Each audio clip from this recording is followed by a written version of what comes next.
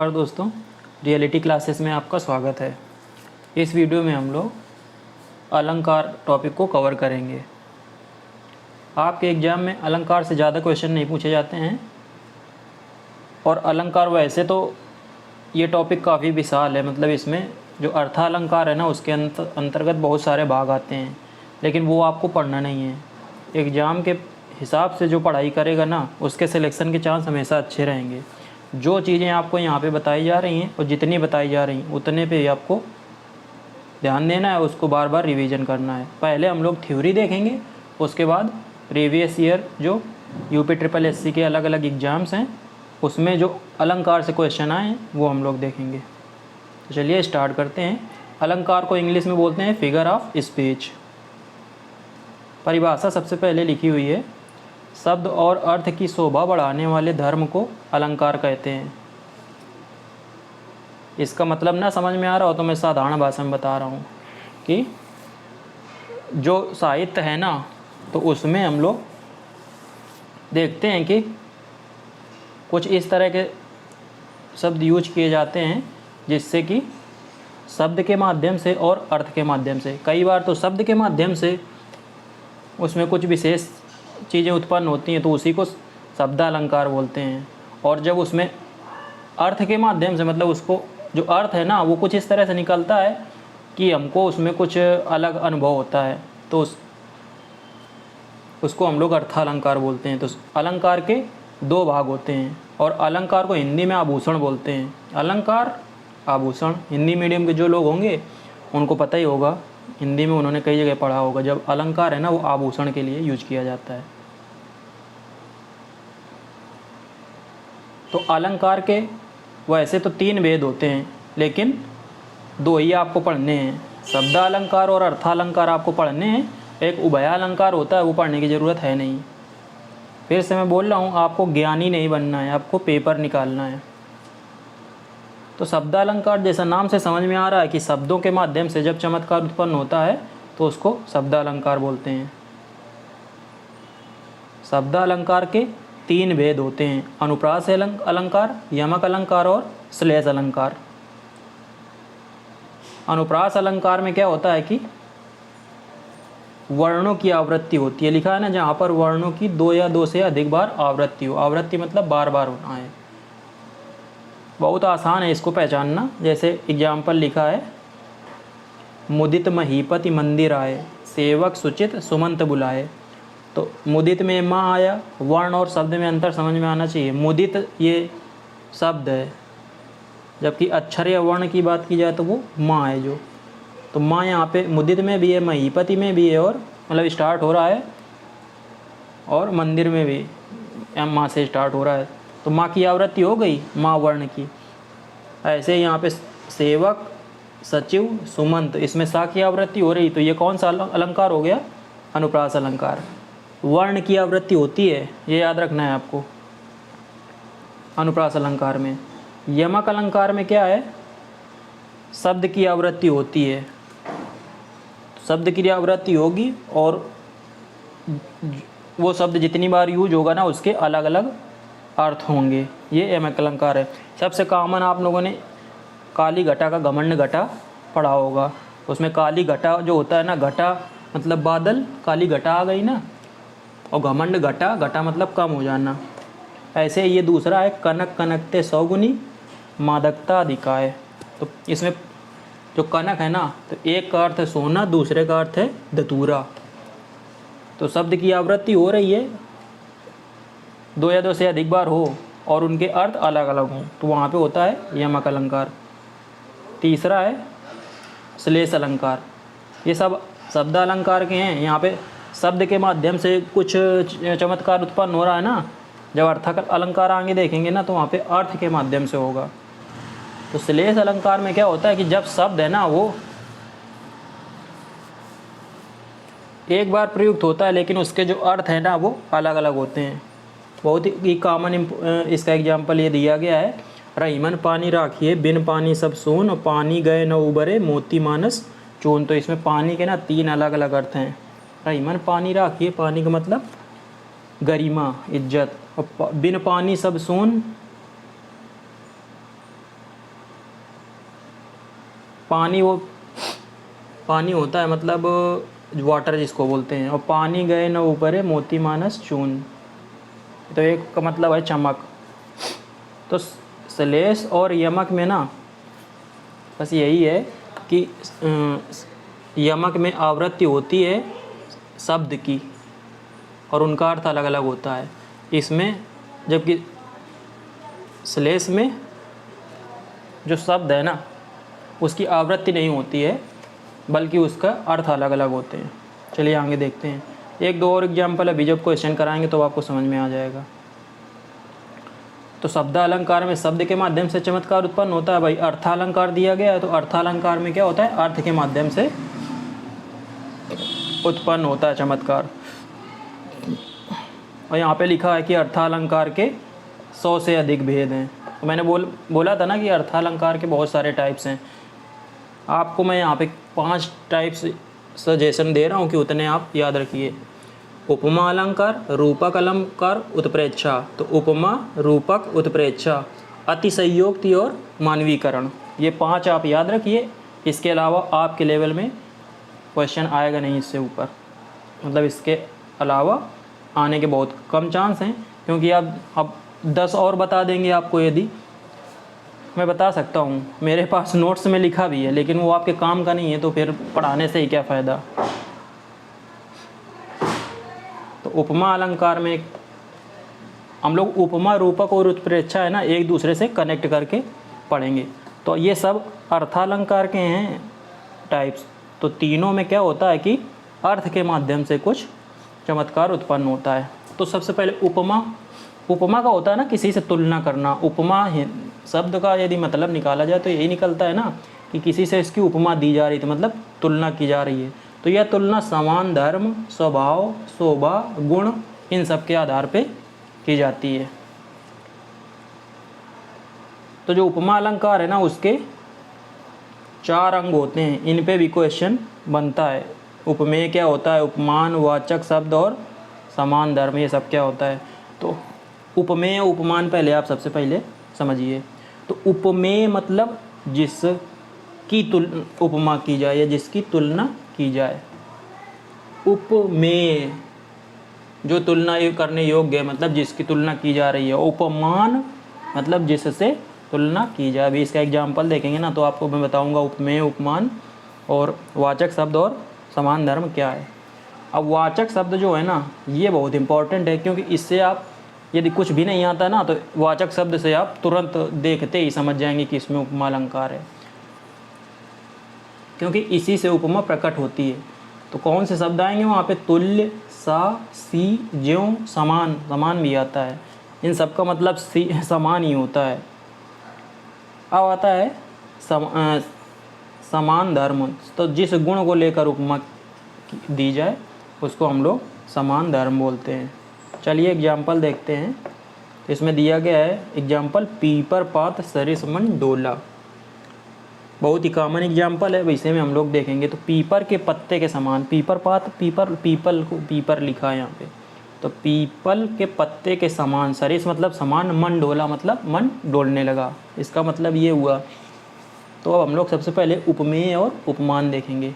तो उपमेय मतलब जिसकी तुलना की जाए। तो मन जो है ना, मन की तुलना की जा रही पीपल के पत्ते से, तो मन हो गया उपमेय। तो इसीलिए ए नंबर लिखा है यहाँ पे नीचे कि ए नंबर में उपमेय बताया गया है।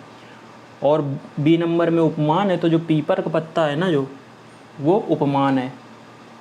सरिस जो है ना ये वाचक शब्द है। और डोलना मतलब जिस गुण को लेकर। तो डोलना, जैसे पीपर का पत्ता डोलता है वैसे मन डोलने लगा। तो बोल रहा है ना ऊपर लिखा जैसे ये कि जिस गुण के लेकर उपमा की जाती है। तो यहाँ पे डोलने से उपमा ली रही है। डोलना गुण है ना, तो यही हो गया आपका समान धर्म। तो उम्मीद है कि आपको उपमा अलंकार समझ में आ गया होगा। अब देखते हैं रूपक अलंकार। तो उपमा अलंकार में क्या होता है कि तुलना की जाती है एक चीज़ की दूसरे से और वाचक शब्द प्रयोग होते हैं। जबकि रूपक अलंकार में ना तुलना नहीं की जाती है, दूसरे को वही मान लिया जाता है। मतलब जैसे मन को पीपल का पत्ता मान लिया जाए ऊपर वाले में, तो आपका वो रूपक अलंकार हो जाएगा। जैसे लिखा चरण कमल बंदों हरि राई, तो ये जो चरण कमल है ना, तो वहाँ पे चरण मतलब पैर, तो पैरों को कमल मान लिया गया है, चरण रूपी कमल कमल रूपी चरण उल्टा मैं बोल गया। तो यहाँ पे चरणों को ना कमल से तुलना की गई है, तो बिल्कुल यहाँ पे कोई वाचक शब्द ना वो प्रयोग नहीं हुआ है, जबकि चरणों को मान लिया गया है कमल के समान, तो यहाँ पे है रूपक अलंकार। अब अगला है उत्प्रेक्षा अलंकार। तो उत्प्रेक्षा अलंकार में संभावना प्रकट की जाती है। देखो तीनों हो गए। उपमा अलंकार में किसी की दूसरे से तुलना की जाती है, रूपक में एक को दूसरी चीज़ मान लिया जाता है, और तीसरे वाले में एक को दूसरे की संभावना वहाँ पे ढूंढी जाती है, एक चीज़ में दूसरे चीज़ की। चलो एग्जाम्पल देखते हैं। उससे पहले आप यहाँ पे जो वाचक शब्द प्रयुक्त होते हैं वो देख लो। जानो, मानो, ज्यों, जान, इस तरह के जो शब्द प्रयुक्त होंगे ना, उससे आप उत्प्रेक्षा अलंकार पहचान सकते हैं। अब एग्जाम्पल यहाँ पे लिखा है, उसका मुख मानो चंद्रमा, तो पहला तो मानो आ गया, तो उत्प्रेक्षा हो गया। अब दूसरा इसका मतलब निकालते हैं। तो इसका जो मतलब है ना, ये है कि उसका मुख जो है ना, चेहरा, वो चंद्रमा के समान मानो ऐसा प्रतीत हो रहा है, तो संभावना प्रकट की जा रही ना। तो ये हो गया आपका उत्प्रेक्षा अलंकार। चलिए आगे चलते हैं। अतिशयोक्ति अलंकार बहुत ही कॉमन है, जहाँ पे किसी चीज़ को बढ़ा चढ़ा के बोला जाए, बढ़ा चढ़ा के समझ सकते हैं आप। और इसका सबसे कॉमन एग्जाम्पल यही है, हनुमान की पूंछ में लगन न पाई आग, लंका सारी जल गई, गए निशाचर बाग। कि हनुमान जी जब गए थे ना सीता जी को ढूंढने के लिए लंका में, तो वहीं से लिया गया है कि हनुमान जी है ना, उनकी पूंछ में आग ही न लगी और लंका सब जल गई, और जो राक्षस हैं वो भी भाग गए। तो बढ़ा चढ़ा के बात बोली गई है। अगला है मानवीकरण। तो मानवीकरण मतलब जहाँ पे किसी जो निर्जीव वस्तु है ना, उसको सजीव मान लिया जाए, तो वहाँ पे मानवीकरण अलंकार होता है। एग्जाम्पल जैसे लिखा है, मेघ आए बड़े बन ठन के संवर के। तो मेघ मतलब बादल, तो बादल बोले कि आ रहे हैं बहुत बन ठन के और संवर के आ रहे हैं बादल। तो बादल है ना निर्जीव है, तो उनको सजीव के हिसाब से मान लिया कि बन ठन के समान संवर के आ रहे हैं। ये हो गए आपका पूरे अलंकार, उसके टाइप्स। अब पढ़ने को तो आप अनुप्रास के भी होते हैं, छेका अनुप्रास, लाटा अनुप्रास, वृत्तानुप्रास। उपमा अलंकार के भी होते हैं, लुप्त उपमा, और भी कई सारे। इन सब में आपको पढ़ने में जाना नहीं है, इतने से ही आपका काम हो जाएगा हिंदी में, क्योंकि इसमें सिलेबस बहुत वास्ट है आपका। वीडियो में कहीं से भी क्वेश्चन पूछ लेते हैं। अभी तो इतने टॉपिक कराने के बाद अभी ये समझ लो आधे टॉपिक हुए हैं, अभी इसमें बहुत सारे टॉपिक बाकी हैं। तो जब आपके पास मटेरियल बहुत ज़्यादा हो जाएगा तो कैसे रिवीजन कर पाएंगे। अब चलो हम लोग क्वेश्चन देखते हैं। ये सब यूपी ट्रिपल एससी की प्रीवियस एग्जाम्स में आए हैं, और यहाँ पे नीचे जैसे दिया है ना, ये जूनियर असिस्टेंट में पूछा गया है, ऐसे ही सभी क्वेश्चन में नीचे दिया गया है वो कहाँ पे पूछे गए हैं। चलिए पहला क्वेश्चन जो है, काव्य की शोभा बढ़ाने वाले धर्मों को अलंकार कहते हैं। इस उक्ति में प्रयुक्त धर्म शब्द का क्या अर्थ है। तो इसमें जो धर्म प्रयुक्त हुआ है ना, अभी मैंने परिभाषा जो बताई थी उसमें भी बताया था। तो जो धर्म है ना, वो रिलीजन की बात नहीं हो रही, वो गुण की बात हो रही है। तो बी ऑप्शन इसका सही है कि जो काव्य की शोभा बढ़ाने वाले धर्मों को अलंकार कहते हैं ना, तो यहाँ पे धर्म है ना, उसका मतलब गुण है। बी ऑप्शन है। इस तरह के भी क्वेश्चन बन जाते हैं। अभी देखो 2020 में आया है जूनियर असिस्टेंट में। चलिए अगला क्वेश्चन है, अलंकार का शाब्दिक अर्थ होता है। अभी मैंने बताया कि अलंकार को आभूषण बोलते हैं। कहाँ पे है ये आभूषण? सी में है। सी ऑप्शन आपका सही है। अगला क्वेश्चन है, भाषा में शब्द और अर्थ की दृष्टि से सौंदर्य जो उत्पन्न करते हैं उनको क्या बोलते हैं। तो शब्द और अर्थ समझ में आ जाना चाहिए, इसको अलंकार बोलते हैं। बी ऑप्शन आपका सही है। अगले क्वेश्चन में बोल रहा है कि निम्न में से कौन सा शब्द अलंकार है। तो अलंकार, शब्द अलंकार, अर्थालंकार यहाँ पे आपको बताया। तो शब्द अलंकार में 3 बताए थे, कौन कौन से? अनुप्रास, यमक और रूपक।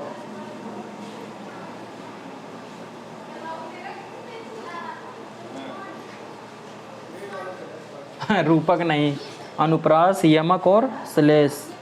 तो यहाँ पे 3 में से कौन सा दिया गया है? एमक। तो यमक है ना, डी ऑप्शन आपका सही हो जाएगा। चलिए आगे चलते हैं।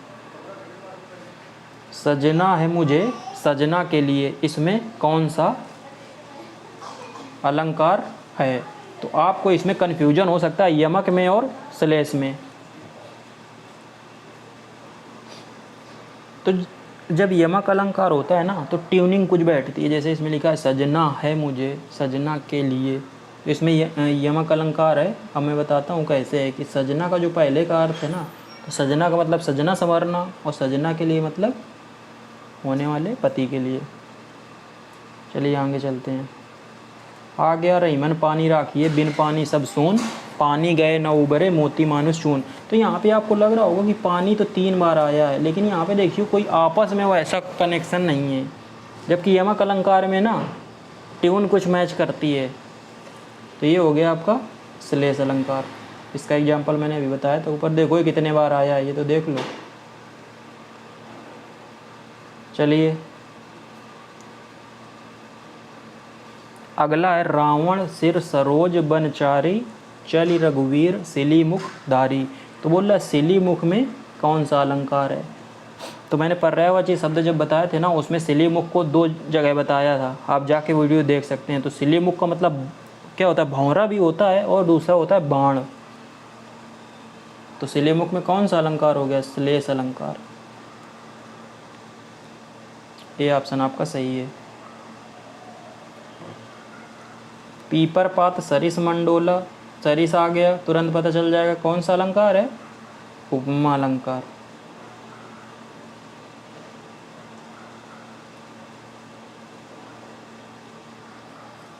राम का मुख चंद्रमा के समान सुंदर है। तो चंद्रमा से तुलना की गई है, समान शब्द भी आया है। कौन सा अलंकार है? 1 मिनट, उपमा अलंकार है। समान ना आता ना तो रूपक हो जाता, और संभावना प्रकट की जाती है तो उत्प्रेक्षा।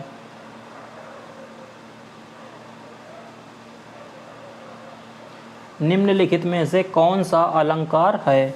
यह देखिए अरविंद से सुवृंद कैसे सो रहे हैं। देखो से यहाँ पे आया ना, यह देखिए अरविंद से सुवृंद कैसे सो रहे हैं। उपमा अलंकार हो गया। आपको मतलब इसका पता नहीं है ना, तो भी जो से वाचक शब्द है ना, इससे आपको पता चल जाएगा। चलिए आगे देखते हैं। निम्न में से कौन सा शब्द अलंकार नहीं है? तो शब्द अलंकार अनुप्रास, यमक और श्लेष 3 है, नहीं है बोल रहा है तो रूपक नहीं है। डी ऑप्शन आपका सही है। अगला है चरण कमल बंदों हरिराई, इस काव्य पंक्ति में कौन सा अलंकार है? तो चरण कमल ये मैंने अभी बताया भी, कमल, चरणों को ना कमल ही मान लिया गया है, तो रूपक। कोई यहाँ पे वाचक शब्द प्रयोग नहीं हुआ है।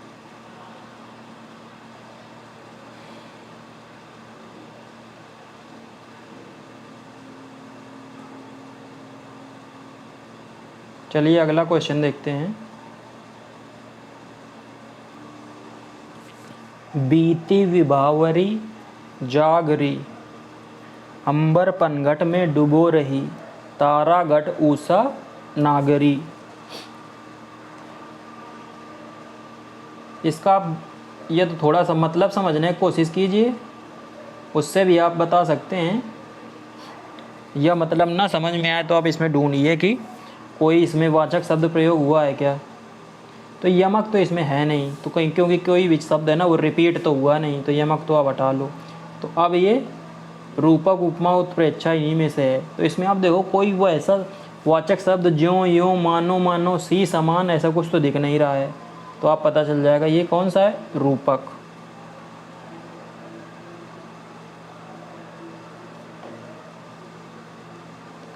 अगला है तरनि तनुजा तट तमाल तरुअर बहुछाए झुके कोल सो जल परसन हित मनहु सुहाए। अब इसमें है ना, ये देखो आया है मनहु, ये दिख रहा है ना, हित मनहु। तो जो मनहु है ना, ये कहाँ पे आता है? उत्प्रेक्षा अलंकार में। कहाँ पे उत्प्रेक्षा? इसमें डी।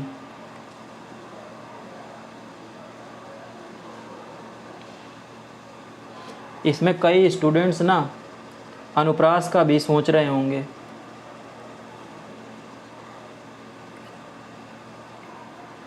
लेकिन ये उत्प्रेक्षा का ज़्यादा अच्छा है, क्योंकि यहाँ पे ता आ रहा है ना, तरनि तनुजा तट तमाल तरुअर बहुछाए। यदि ऊपर वाली लाइन दी होती ना तो आपका अनुप्रास हो जाता, लेकिन जब नीचे वाला आ गया ना तो उससे उत्प्रेक्षा। चलिए आगे देखते हैं।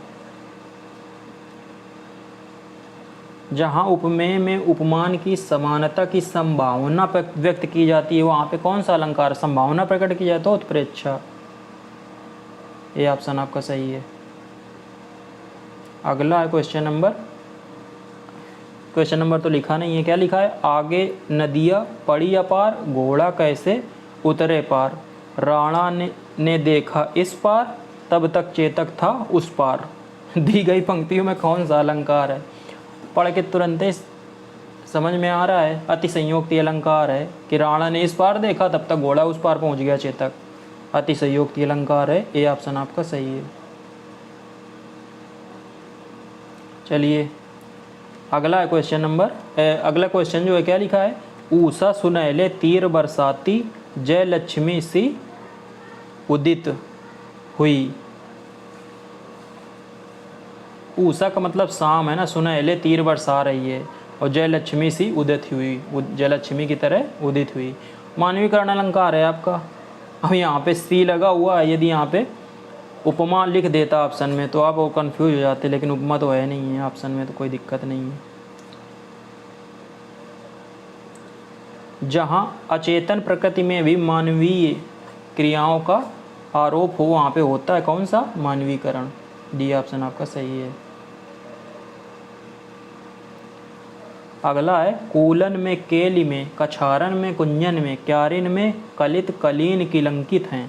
इसमें कौन सा अलंकार है? कितने बार का आया है देखो, लिमिट नहीं है। पहली बार इतना लंबा देखा होगा, 3 3 6 2 8 बार का रिपीट हुआ है। तो अनुप्रास देखो, अनुप्रास में वर्ण या अक्षर रिपीट होता है। यमक और श्लेष में, यमक में रिपीट होता है क्या? शब्द। और श्लेष में रिपीट नहीं होता है, जबकि एक ही बार प्रयुक्त होगा और उसके अर्थ अलग अलग होंगे।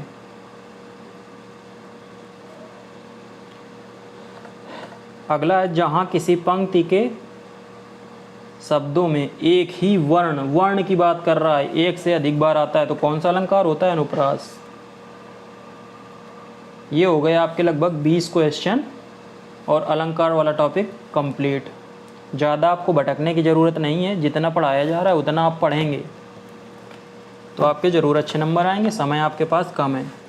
उम्मीद है वीडियो आपको अच्छा लगा होगा। मिलते हैं अगले वीडियो में, तब तक के लिए नमस्कार, धन्यवाद।